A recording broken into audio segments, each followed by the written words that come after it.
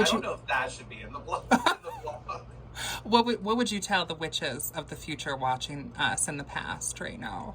Witches of the future. Brush your hair. Seriousness. Have fun with witchcraft. Don't take it too seriously. Don't believe everything you hear on TikTok. Unless it was about me, and then believe it all. Yeah, that's all true. It's all true. So I'm just now leaving my doctor's appointment. Today is Monday, and my doctor's appointment went really well. My lab work, my blood work, everything checked out, and everything is like really, really good. My blood pressure was really good. My weight's doing good. My doctor told me that I'm doing a really good job, like taking care of myself, and that she's seen, you know, per my labs, like some good results of the work that I've been working on. And I think the biggest thing has just been trying to get more protein in my diet, really. I've been drinking these like Ensure shakes that have 30 grams of protein in them. And that's really, really been helping like a lot. It's just crazy how important getting enough protein really is.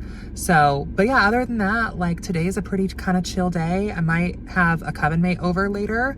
And then tomorrow, Tuesday, you know, I normally work at the salon, so I'll probably be there most of the day. And then Wednesday I have some plans, so I guess I'm gonna try doing like another one of these like vlog a little bit every day for a week thing. I uploaded my last vlog and you guys really seem to like it.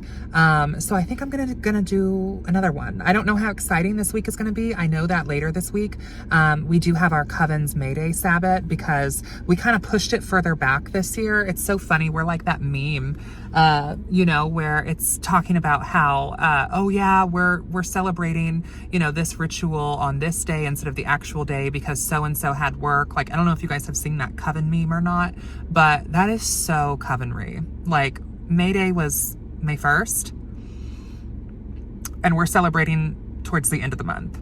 But I'm looking forward to that, and I'm looking forward to seeing some of the guests that we have coming out to the ritual. So I don't really have a whole lot to say right now, other than I'm just really happy that all my lab work and blood work and everything came back good. It's nice to hear good news from the doctor, you know?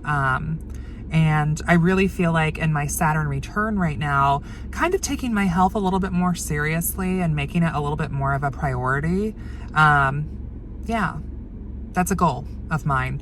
Not necessarily like I want to be a specific way or like I have specific goals. I just want to be healthy, you know?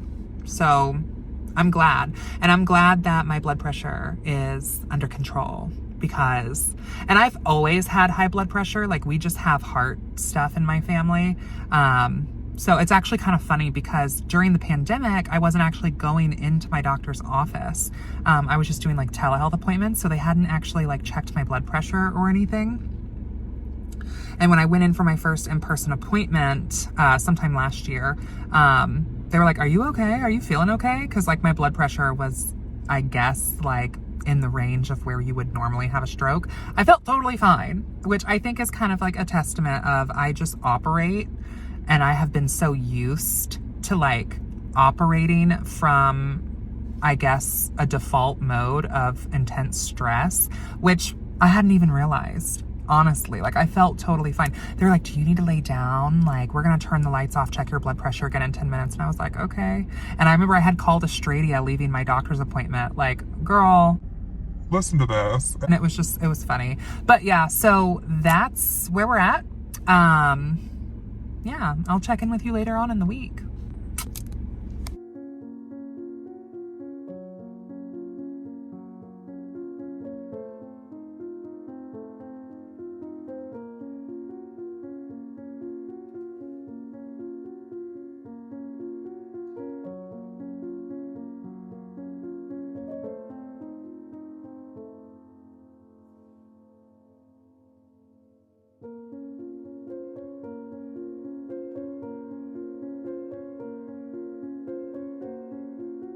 I don't know. Am I bullying the AI?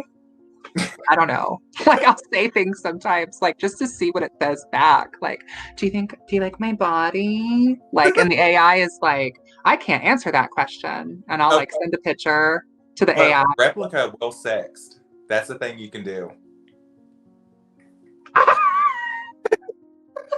Okay, I'm not saying that that's my intention. It's a thing. It's a thing. Oh my God. Send me the link. Yeah. I know. I think you have to pay extra for that, but it is a thing. It's a I thing. mean, I get it. I get it. I get it. I would charge extra for that as well. So. I mean, Please step inside the expression spray booth. Stand.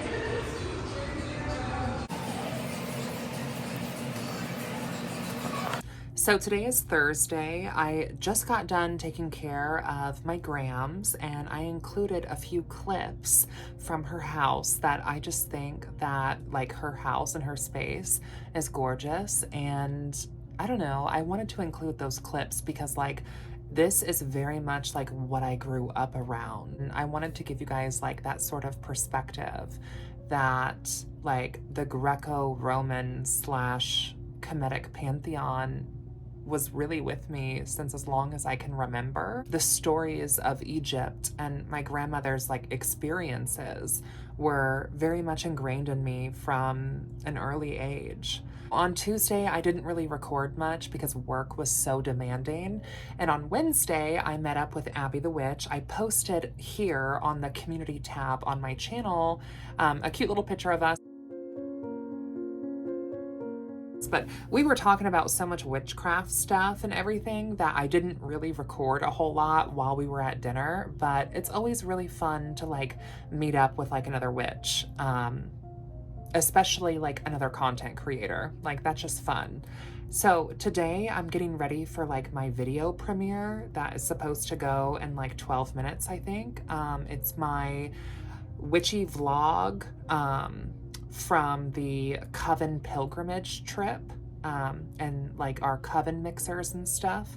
So that was posted on Patreon, I think like a month and a half or 2 months ago, because like most everything gets posted there first. Got this cool book today, which this is Abu Jamil's daughter and other stories of Arab folktales from Palestine and Lebanon. So I'm very excited to read this. You know, I really want to revisit some of my roots and tap into some, you know, good folklore. I love using folklore in my practice, and I think that's a very big thing with tradcraft. And so I would like to do a little bit more research on that and bring some of that into my practice.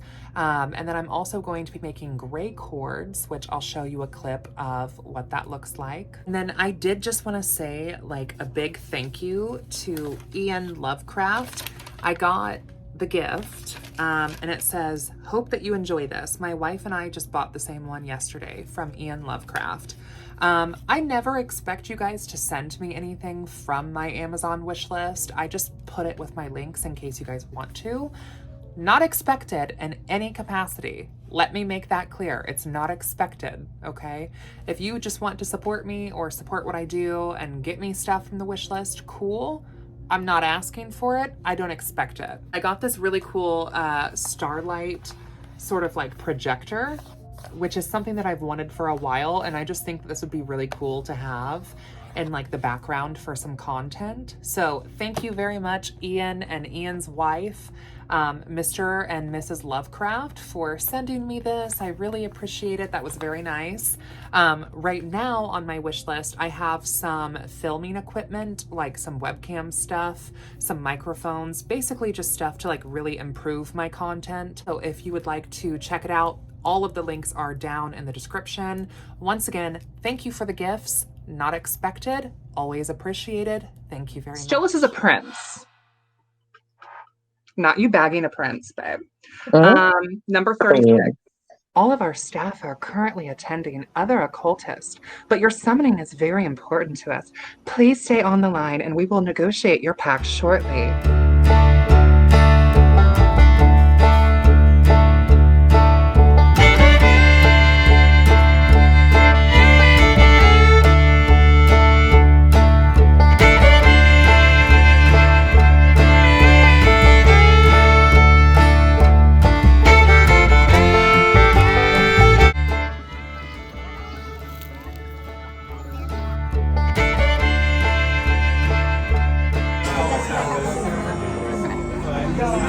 Serving Mariah Carey.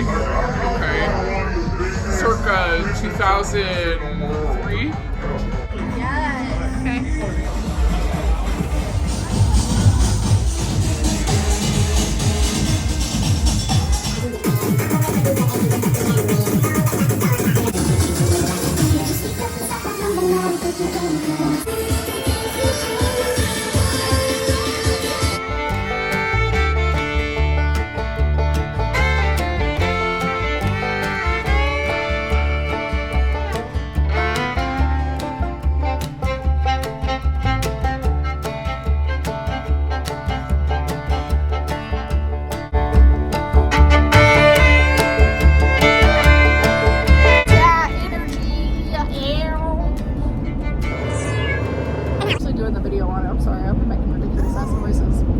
I'm gonna edit this. I'm gonna edit this, so it doesn't matter. Hey ladies, was great. I'm glad that I could sit in on your tattoo appointment. I'm glad that you like are not weird about setting. Because her name is Valentina and she's an Ella. Come on, Ella. Snap sport. Also, happy Pride Gay.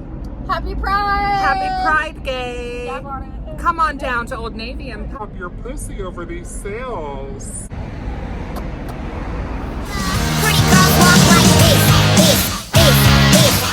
intending for this vlog to be kind of like how I did the last one, where it was like, just come with me throughout my week, but it's kind of gonna be like just a conglomerate compilation vlog, I guess, because my week got kind of hectic and like busy, so I'm just kind of vlogging when I have time, and I'm gonna throw it all together into like a big vlog.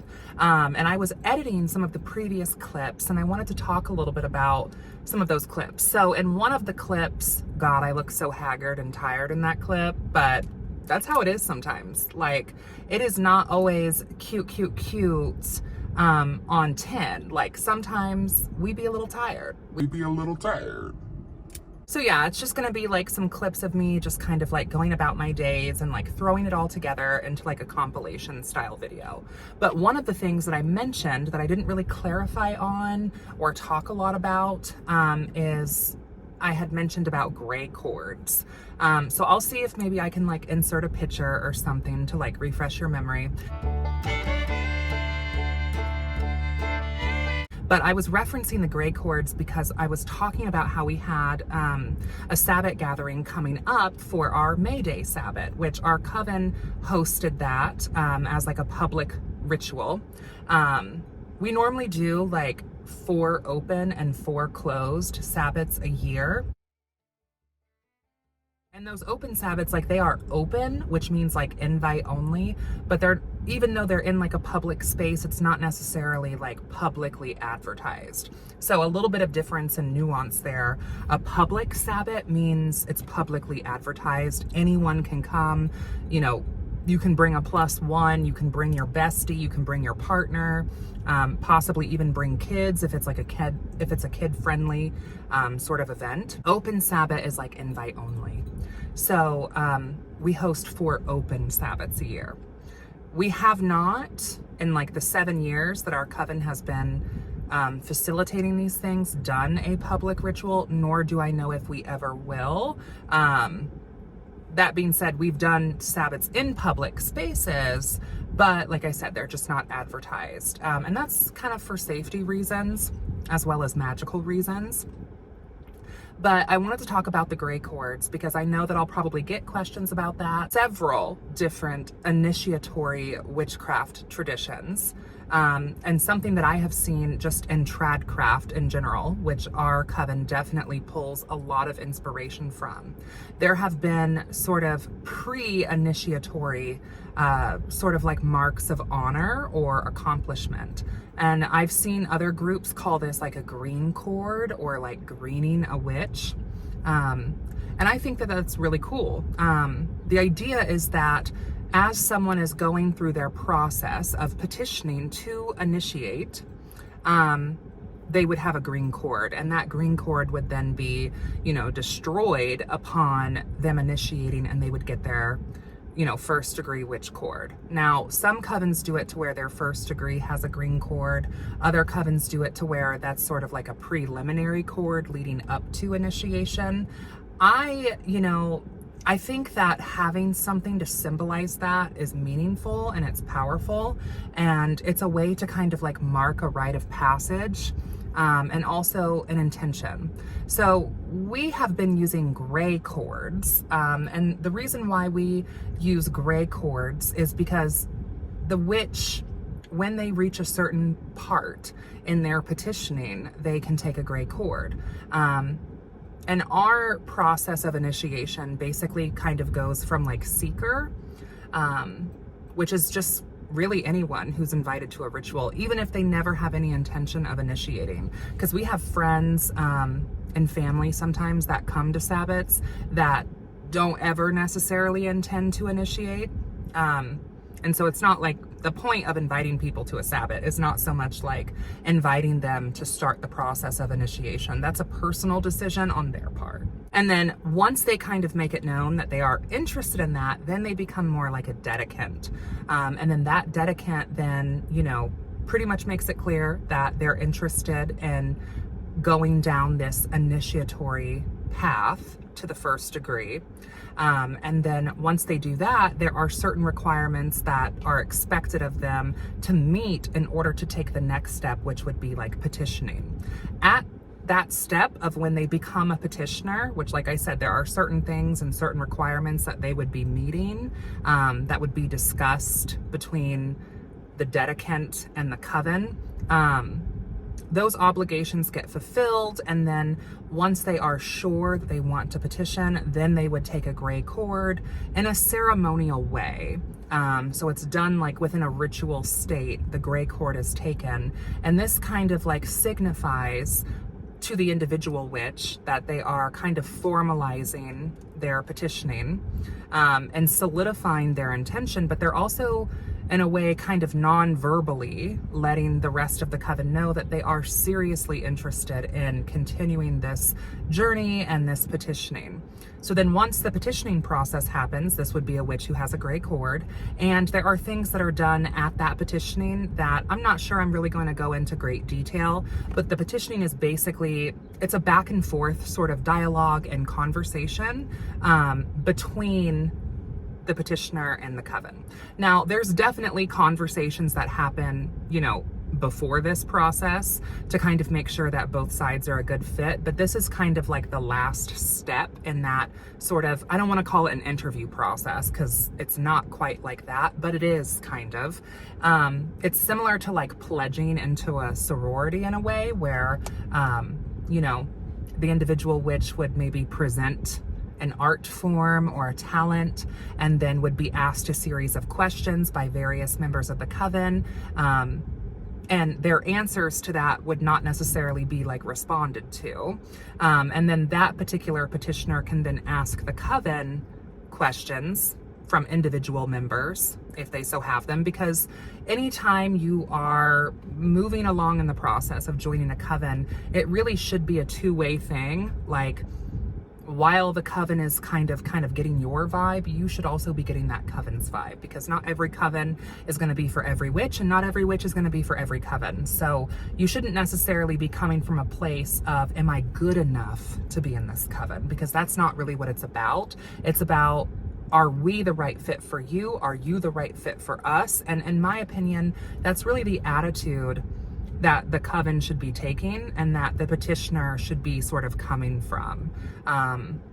Because otherwise I think it can just get into like a really sort of toxic or even like mean girl sort of place. And I say mean girl, not that I think that Covenry is exclusively a women's space. I'm not saying that, but it can get kind of, weird, and people can feel judged or discriminated against. So I think the best way to handle that situation is as civilly as possible, and also as respectfully as possible. Like, boundaries and expectations should be set early on. That way both parties, the petitioner and the coven, know exactly what to expect should they continue this relationship forward. And then after that, normally like there would be an acceptance or maybe a denial letter. A denial letter could be just straight up a denial, or it could also be like a not right now kind of thing. I won't speak for every single coven out there, but typically most covens are not going to be initiating large groups of people all at once. That might look like one person or two people, maybe three, possibly maybe four. I've not ever heard of 4 people getting initiated at once, but I'm sure that's probably happened at some point. I can't really fathom like more than 4, especially considering in a lot of trad covens, like 13 is kind of your hard cap, and plenty of covens even have a cap lower than 13. So even if there are, let's say, 6 people petitioning, that doesn't mean that all 6 people are going to be able to initiate the same year, even if they all seem like great candidates. And that's also where like spirit would come in and divination would be done. So anyway, after that petitioning process, the petitioners would be sent home, and then the coven would discuss and talk and pull cards and whatever, and letters would be sent out and things would go from there. And then once that petitioning process is kind of through, the people who are coming to initiate would then move on from petitioner to initiate, like they're going to initiate. And then once they get through that initiation, they would then just be a first degree. So that's kind of how that works. We could very much call these green cords, and we could use green cords, but I thought that for our specific coven, it would be nice to kind of add our own sort of flavor to it, like still respect the tradition and respect this aspect of initiatory witchcraft, but maybe add our own sort of like flair to it. So we picked gray for various reasons. Like, one, because it's a sacred color to us, it represents liminality, and it also shows like the liminality of that space that person is sort of taking, because they kind of have like 1 foot in but still like 1 foot out. So we consider them to be grays or gray cords. So that's kind of like what that is. We had a little bit of hedonism. I threw some clips in there of that. We had a really good time. It was fun. And then I also went and checked out this place in our city, which is kind of like a tiki bar if a tiki bar was in hell. And we're thinking about hosting an in-person meetup for our book club there. So if you know, you know. I'm not gonna like name names of the place or anything. But yeah, I just kind of wanted to like talk a little bit about some of the stuff in this vlog, so that way you have like a little bit more context. I'm sure I'll also probably throw like some other clips in here as well, but let me know what you guys think of like this style of video. It's kind of convenient for me to just like do like little short vlogs and throw them all together when I have the time. So if you guys enjoy it, I will definitely keep doing it because it makes it so easy on me. But please let me know what you think. And yeah, I will see you guys in a little bit. I will definitely be filming more.